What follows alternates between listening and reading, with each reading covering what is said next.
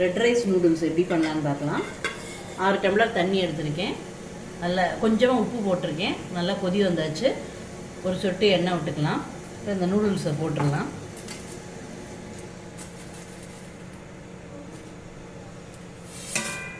ரெண்டு நிமிஷம் குக் பண்ணிக்கலாம். 5 நிமிஷம் ஆச்சு.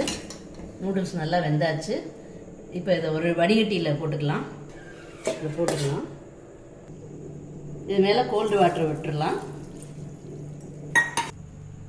வானலியில் 4 ஸ்பூன் எண்ணெய் விட்டுக்கலாம்.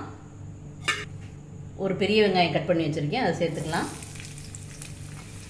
ஒரு தக்காளி கட் பண்ணி வச்சுருக்கேன், அதையும் போட்டுக்கலாம். வதக்கிக்கலாம். 2 கேரட்டு 8 பீன்ஸ் பொடியாக கட் பண்ணி வச்சுருக்கேன், அதையும் சேர்த்துக்கலாம். காயெல்லாம் நல்லா வதங்கியாச்சு. ஒரு ஸ்பூன் இஞ்சி பூண்டு பேஸ்ட்டு போட்டுக்கலாம். வதக்கிக்கலாம்.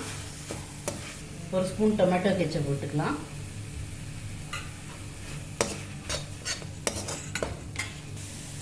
நூடுல்ஸ் பேக்கெட்டுக்குள்ளேயே டேஸ்ட் மேக்கர் இருந்தது. டேஸ்ட் மேக்கர் மசாலா போட்டுக்கலாம். மிக்ஸ் பண்ணிக்கலாம். நூடுல்ஸை போட்டுக்கலாம். இதெல்லாம் சேர்த்து மிக்ஸ் பண்ணி விட்டுக்கலாம்.